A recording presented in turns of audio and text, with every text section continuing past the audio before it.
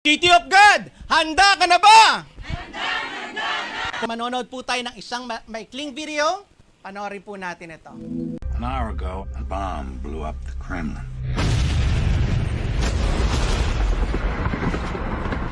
The president has initiated Ghost Protocol. The entire IMF has been disavowed. Now I've been ordered to take you to Washington, where they will hang the Kremlin bombing on you and your team, unless you were to escape after assaulting Brandt and me. But if any one of your team is caught, they will be branded terrorists out to incite global nuclear war. Marahil lahat tayo alam na ang palabas na to. Hindi. Ang title ng movie na to ay Mission Impossible, na ginampanan ni Tom Cruise bilang Ethan Hunt. Isa siyang special agent. And ang kanyang mission is to complete or solve impossible mission. How about tayo? Alam ba natin kung ano ang mission natin? Kilala ba natin kung sino tayo? Sa 2 Corinthians 5:18-20, sinasabi dito na tayo ay ambassador of Christ. At bilang isang ambassador, ang ating mission is to spread His message of love, forgiveness, and salvation. Now, why does it seem impossible? Minsan, di ba, parang inisip na, parang hirap naman nun? Parang impossible naman yon. Tama? So, bakit? Bakit nga ba? Yun yung aalamin natin. But before we go to that, not long ago, we called for an aid to spread the gospel in Pampanga. And I want to show you the first people who responded to that call. Titignan natin, lahat sila masasaya. Tama ba? Lahat sila masasaya, lahat sila nakangiti. But behind those smiles, there are mixed emotion. Merong masaya, merong malungkot, merong neutral lang, may positive, may negative, may uncertain, unfamiliar. Yung iba humbled, empowered, prayed. Yun yung kailangan nating i-eliminate. And I know, lahat tayo, yan yung nararamdaman natin every time nag-evangelize tayo. Nang mimix yung emotion. Yung iba natutuwa, yung iba hindi. And for us to eliminate this mixed emotion and to be in one heart, one mind, one spirit, we need to understand that as an ambassadors of Christ, we have a mission. And what is that mission? Sabi nga sa Mark 16:15-16, He said to them, "Go into the world and preach the gospel to all creations. However, whoever believes and is baptized will be saved, but whoever does not believe will be condemned."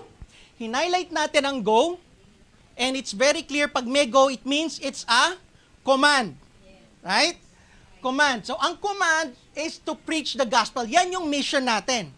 I-preach natin ang gospel. And it also shows yung favor ni Lord. Ano yung favor natin dito? Favor ni Lord dito. That whoever believes will be baptized and will be saved. Now, jump naman tayo sa Matthew 28:18-20.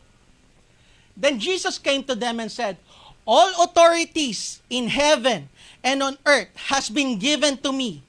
Therefore, go and make disciples of all nations, baptizing them in the name of the Father, the Son, and the Holy Spirit, and teach them to obey everything I have commanded you.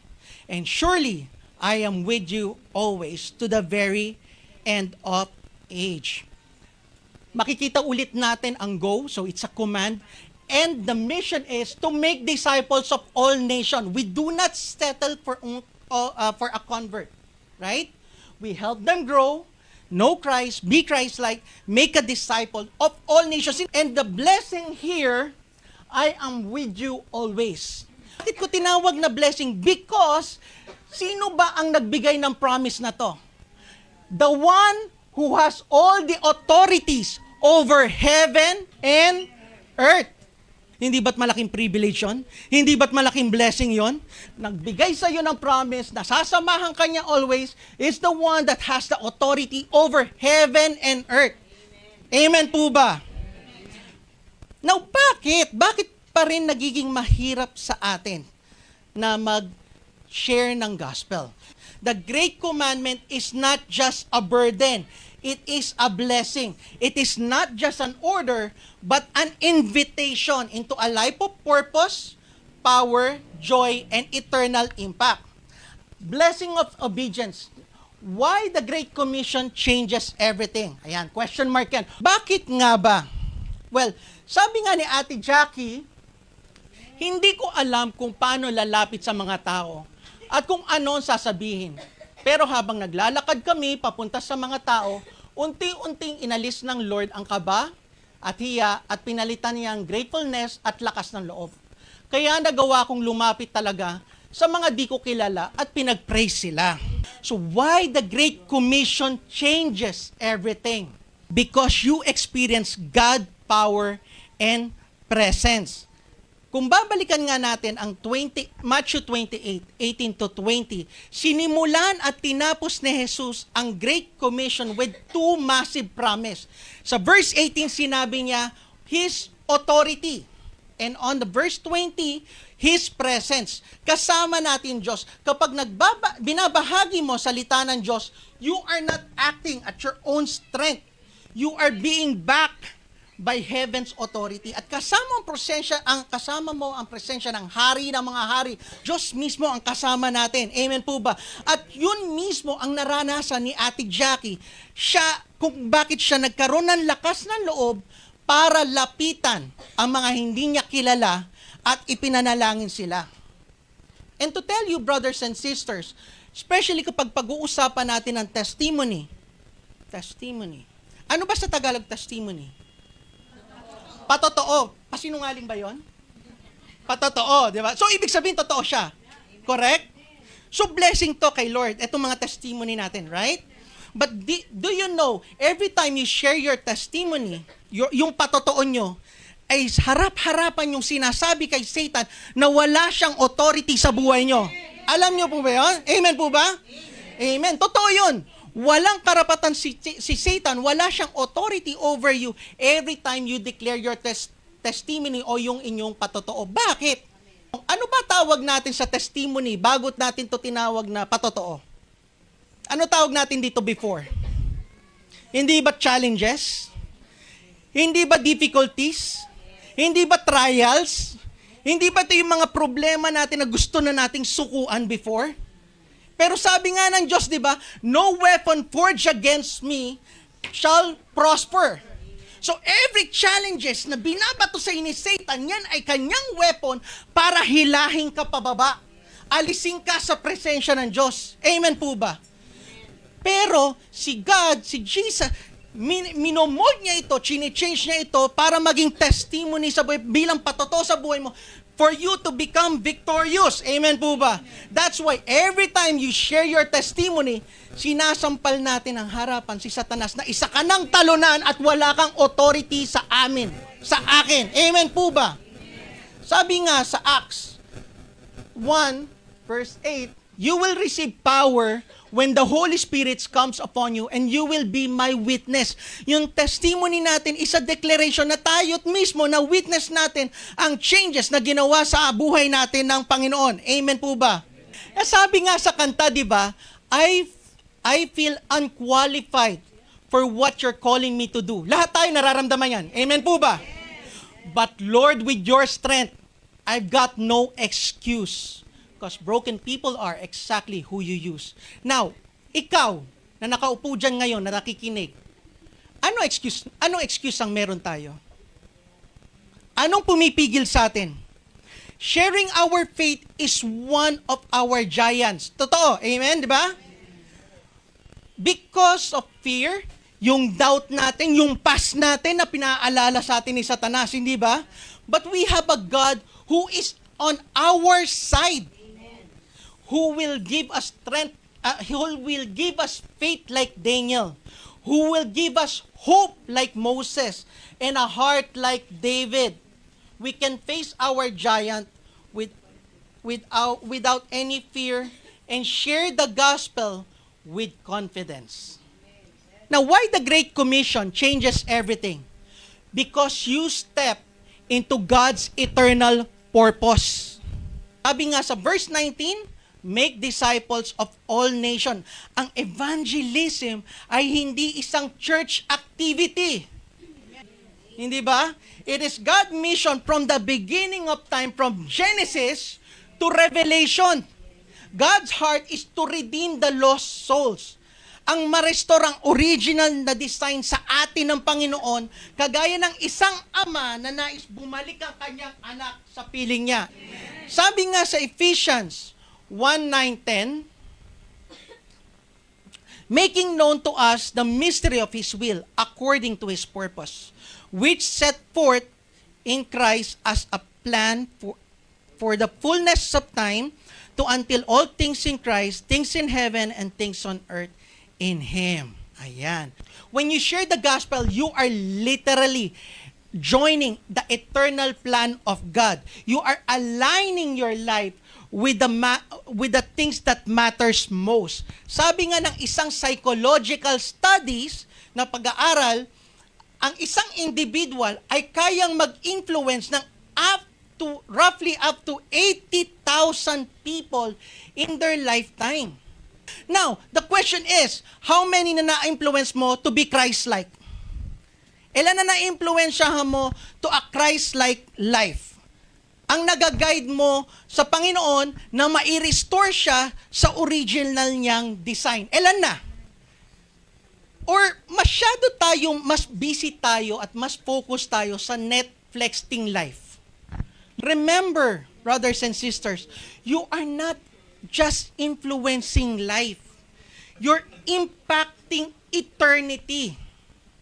Eternity ang ini-impact natin dito, hindi lang yung pangayon. Sabi nga ni Kuya Raven, during nung evangelism, nagkaroon po ako ng chance mag-share sa isang nanay.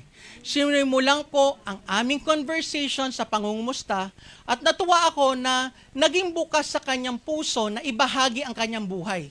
Salamat sa Diyos, sa wisdom at strength na ibinigay niya upang makapag-share at may panalangin si nanay. Si nanay tumanggap sa Panginoon, purihin ng Diyos. Kagaya ng isang buto na itananim sa matabang lupa, isang araw, lago ito. Pero minsan, tayo rin natatakot. Saan? Natatakot tayong pumasok sa pinto dahil sa rejection. The problem nowadays is masyado tayong nawiwili sa instant noodle. Ano pa ba mga instant ngayon? Instant coffee, lahat instant na. Ina-expect natin na kapag nagtanim ka ng buto, instant din ang lago. Kung gano'n ang magiging mindset natin, talagang magpe-face tayo ng rejection. Dahil wala pa akong na-experience sa buhay ko na nagtanim ako ng buto, pagising ko kinabukasan, isang malaking puno na ng mangga. Bagoong na lang ang kulang. God opens door for us para makapag-share tayo. Lalong-lalo na pag nakikita ng tao na may changes sa buhay natin, nagiging curious yan. Bakit? Paano ka nagbago? Ano nangyari? Dahil sila mismo, gusto nila makatagpo ang parehong pagbabago na nararanasan mo. Hindi ba? Pero imbes na sabihin natin, ay, kasi nagkaroon ako ng changes. Kasi alam mo, natuklasan ko, mahal ako ng Diyos. Mahal ako ni Jesus. Hindi. Natatakot tayo. Ay, hindi. Naisip ko lang bad for my health. Diba? Nakikiayong pa rin tayo. Sabi nga sa 2 Timothy, I endure everything for the sake of the elect, that they too may obtain salvation that is in Christ Jesus. Walang mas mahalaga kaysa sa pagtulong sa isang tao na makilala si Kristo. You're not just influencing life. You are changing destiny from destruction to salvation. Pero bakit? Why? Why the Great Commission changes everything? Because you grow spiritually like never before. Sabi nga ni Ate Rian, after ng evangelism, ay mas naging on fire ako sa paglilingkod kay Lord. Maraming believers ang nagiging stagnant sa kanilang spiritual growth. One reason is because we do not obey Jesus' command to share our faith. Hindi natin sinishare. Sabi nga ni Jonah, nung sinabing go preach the anong ginawa niya? Lumigo siya, lumayo siya. Lumihis. Kapag ikaw lumihis sa calling mo, sa utos sa iyo ng Panginoon, sa mission na ibinigay sa iyo ng buhay, sa buhay mo ng Panginoon, hindi ka tumatakbo sa mission mo. Hindi ka tumatakbo sa calling mo. Tumatakbo ka sa Panginoon. Lumalayo ka sa Kanya. And that's the reason bakit nagkakaroon ng opening si Satanas para mag-penetrate sa buhay mo dahil wala ang Diyos sa buhay mo. Tinatakbuhan mo eh. Hindi naman tayo tumatakbo doon sa mga bagay na tawag ng Panginoon. Tumatakbo tayo doon sa pupuntahan natin. Hindi ba? Eh kung tumatakbo ka palayo sa Panginoon, saan ka tatakbo? Saan ka tumatakbo ngayon? Sa kawalan. Amen, di ba? Hindi tayo tinawag ng Diyos para magbutas ng bangko. Hindi tayo tinawag ng Diyos para makontento na lang kung anong meron tayo ngayon. Nagiging traditional tayo, hindi ba? Yung tipong simba na lang, uwi, simba, uwi, Zimbabwe na. Yung Galatians, alam niyo yung Galatians? Kaya wala sa church, gumala yan. Galatians. Galang Christians. Mas lalong lumalalim ang pagkaunawa mo sa gospel kapag ibinabahagi mo ito. Hindi mo sinasarili. Pag binabahagi mo to, mas lalong nangungusap sa iyo ang Panginoon at mas nagiging buhay na buhay ang panalangin mo kapag ipinagdarasal mo ang mga nawawalang kaluluwa patungo sa Panginoon. Obedience fuel growth and nothing stretches and strengthens your walk with Christ like evangelism. You will grow spiritually like never before. Sabi nga sa Philemon 1:6, I pray that your partnership in the faith may become effective in understanding every good things we share. Mas nagiging madali sa ating i-share kapag nauunawaan natin ang mga bagay na ibinabahagi natin. Why the Great Commission changes everything? Because you become a channel of life-changing hope. Let me share you a story. Itago natin tong taong ito sa pangalang Little Nicky. Ay, mga batang 90s, kilala si Little Nicky, no? Little Nicky na to, pinanganak sa Puerto Rico. Lumaki siya sa isang magulong pamilya at ang kanyang mga magulang, Puerto Rico, so, nag-involve sa voodoo. Voodoo, Puerto Rico, di ba? Voodoo, witchcraft. At isa siyang victim ng physical, mental, and emotional abuse. Kaya by the age of 15, naglayas siya at sumali siya sa isang gang. Sa isang pinaka-violenting gang. At mulat siya sa mundong punong-puno ng galit, hatred, violence, lahat. Drugs, lahat na. Mulat siya ron. At siya'y kinakatakutan. Pag siya naglalakad sa kalsada, lahat nagtatabihan. Kinatatakutan siya ng lahat. Pero ang Diyos, may plano sa buhay niya. Kagaya natin lahat, may plano ang Diyos sa buhay niya. Naniniwala ba kayo na may plano ang Diyos sa buhay niyo? Purihin ang Panginoon. Ganon din sa kanya. Kaya isang araw, nilapitan siya ng isang batang preacher na nasalubong siya sa kalsada. At sinabi sa kanya, Jesus loves you. Araw-araw, pag nagkakasalubong sila, Jesus loves you. The preacher showed up nothing with religion. Wala siyang sinabing kahit anong religion. Sinasabi niya lang, Jesus loves you. But with that love, that kind of love that only Jesus could give, eventually, yung gospel nag-broke through kay Little Nicky.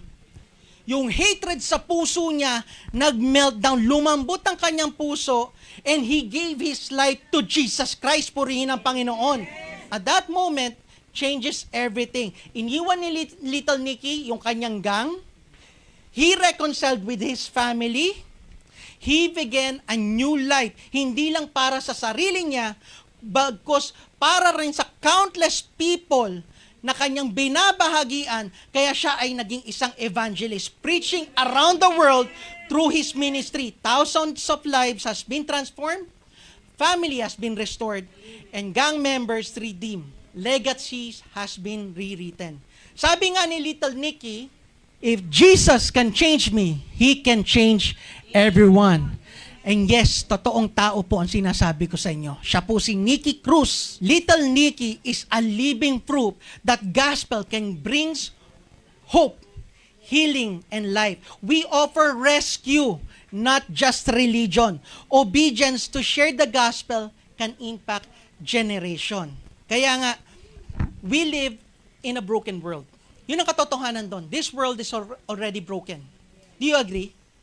Sharing Jesus can lead to healing of families, deliverance from addiction, and start a new legacy.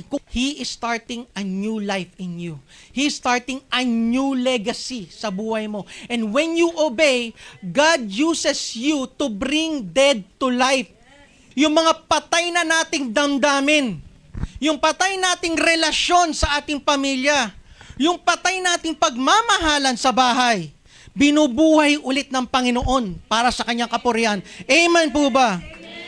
That's why we today should share Jesus and become a channel of life-changing hope. Why the Great Commission changes everything? Because you store up eternal rewards. God sees your obedience. Every conversation, every prayer, every invitation, it all matters to Him. Sabi nga ni Ate Jaibet, ang blessing na nakuha ko sa evangelism, I love. God increases my love for others and my faith. Ayan. Love and faith. If we love others, we should not think twice na i-share ang word of God. Amen po ba?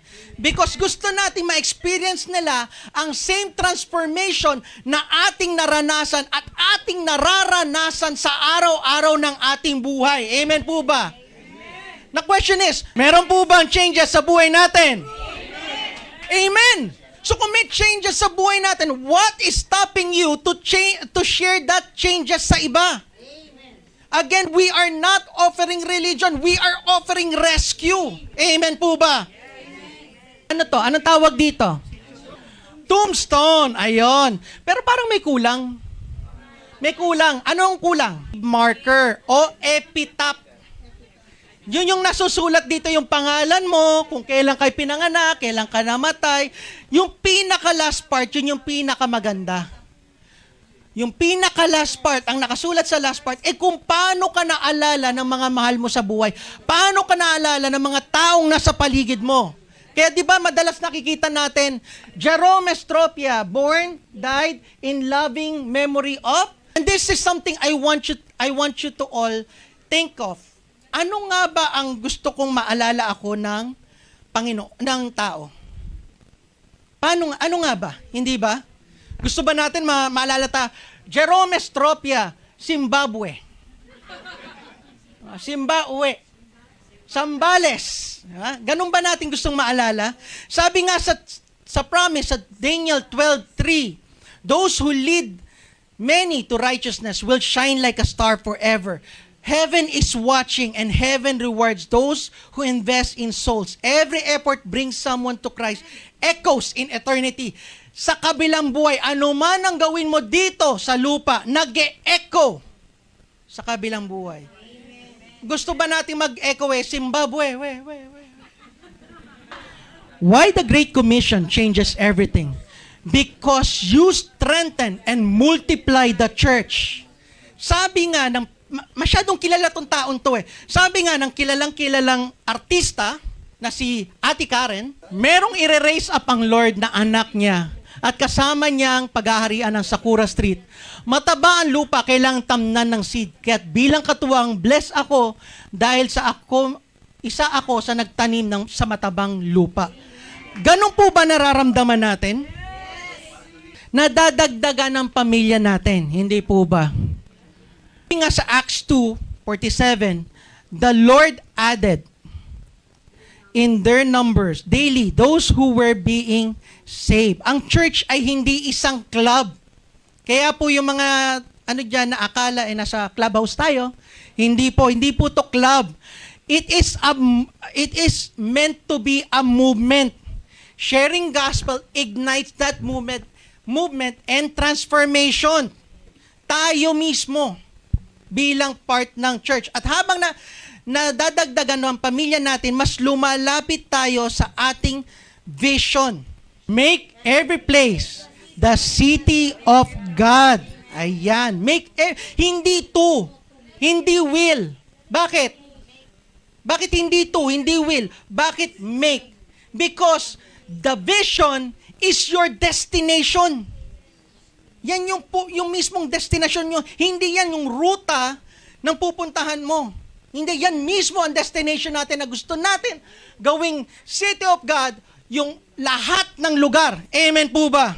Now, the route, kung pag-uusapan natin yung dadaanan, doon papasok si mission. To preach the gospel of the kingdom and reveal Christ who lives in us. Yan yung ruta natin. At it's very important for us followers ni Christ na dapat alam mo ang vision mo at alam mo yung mission mo at very clear to dapat sa'yo dahil trust me, kapag hindi clear sa'yo ang vision, mag-fail ka sa mission and we will all fall. Now, why the Great Commission changes everything? Because you honor and glorify Christ. Sabi nga net, challenging at delikado ang pagpunta kila Ate Lisa. Dahil matarik ang daan, totoong nakakapagod, ngunit nawala ang pagod namin nung makita namin ang kanilang sitwasyon. Nakaka-bless na makitang nakarating sa kanila ang mensahe ng Ama. Sa dulo, ang aming pag-share ay pinuri niya at pinasalamatan ng Panginoon. Nasabi ko nga sa aking sarili, the seed has been planted by you, Lord. Hindi tayo paplant ng seed, si Lord. We are mere instrument ni Lord. Amen po ba? And at its core, the Great Commission ay tungkol sa pagbibigay ng pinakamataas na karangalan kay Jesus. Teaching them all I have commandments. Sino yung nagsasalita rito? Si Jesus. Hindi tayo. So, hindi natin makukuha, nahahawakan natin sa kamay, halika rito, sumama ka sa simbahan, kundi masusunog sa impyerno. Tama po ba? Ganun ba pag-evangelize? When we tell others about Christ, we are declaring na si Jesus ay karapat-dapat, worthy of every heart, every nation, and every souls. Sabi nga sa John 15:8, by this my Father is glorified, that you bear much fruit to prove to be my disciples. Every evangelism is an act of worship. It's an act of love, loyalty to our Savior. Ikaw, naniniwala ka bang na-save ka na? Amen. Amen. And are you ready to bear fruits? The Great Commission is not a burden. It is a blessing. Now, why obeying is worth it? Bakit nga ba? Why is it worth it? It brings God power and presence into your life. It aligns you with God's eternal purpose. It causes spiritual growth. It brings hope to others. It earns eternal reward. It builds the church and it glorifies Christ. Purihin ang Panginoon. If your heart feels full, you're ready to share. Let's take a step together. In here, we hear God's love. Out there, people need God's love. In here, we fellowship with each other. Out there, people feel alone. In here, we sing and praise with joy. Out there, people are hopeless and searching for joy. In here, we have Jesus. Out there, people need Jesus. Let's move out of here and step out there. Let's bring the church to the people. Let's bring Jesus to the people. Because the Great Commission changes everything. Let's be the light in the darkness. Let's spread love, joy, and hope. Let's change the world, one heart at a time. Are you ready? So what happens now? Your mission, should you choose to accept. Your mission, should you choose to accept it. Let us be a church, a people, a generation that does not sit back, hindi tagabutas ng upuan, but goes forward because the blessing is in the obedience. I would like to share to you is the pray, care, and share. First, ask God give you burden for the lost because there's no greater prayer than praying for others. Know how to share your testimony and the gospel. Share. Look for opportunity. Step out in faith. Speak with love and boldness. I want to share a story.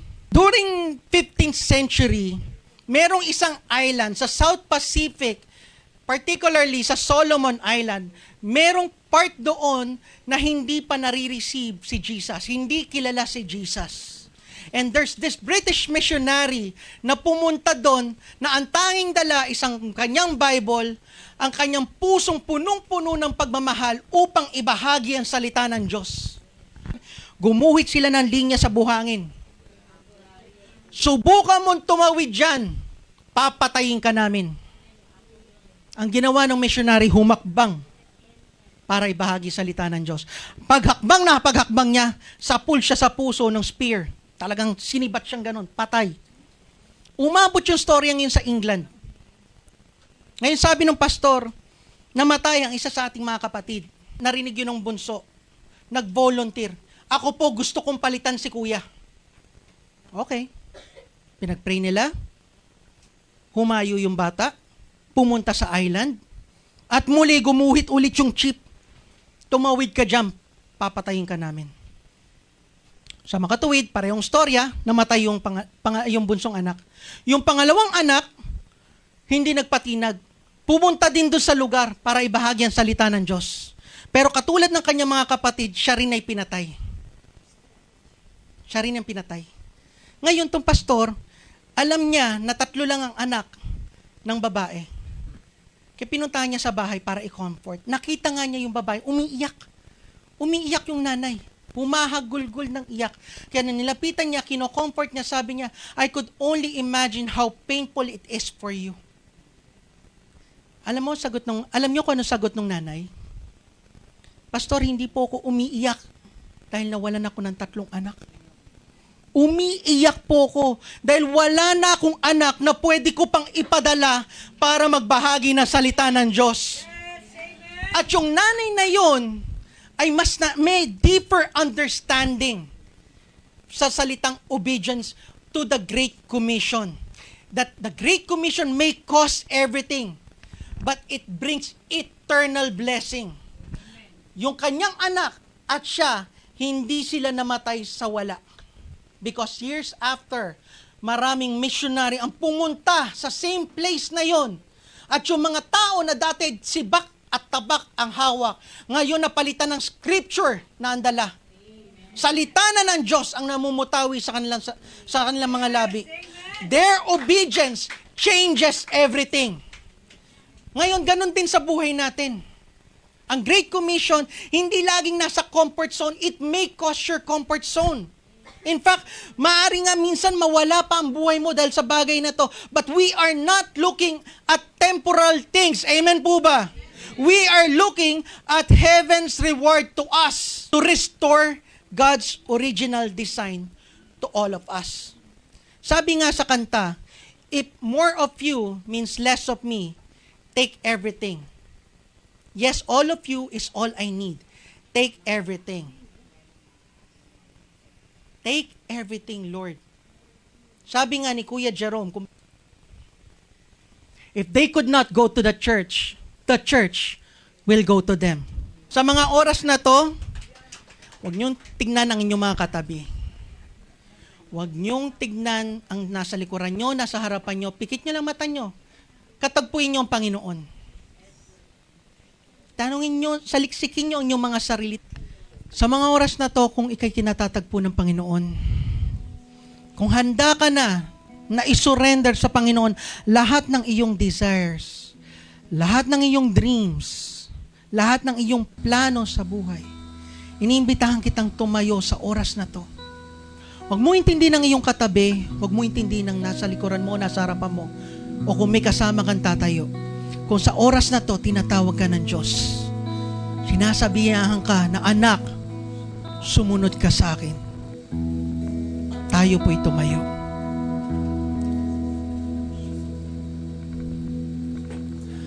Aba, Father, salamat sa biyaya ng pagsunod. Salamat sa pagpapaunawa sa amin na ang Great Commission ay hindi lang isang tungkulin, bagkus ito ay pagbabagong buhay. At sa pagsunod namin, Panginoon Lord God, hindi kami nag-iisa. Kasama ka namin.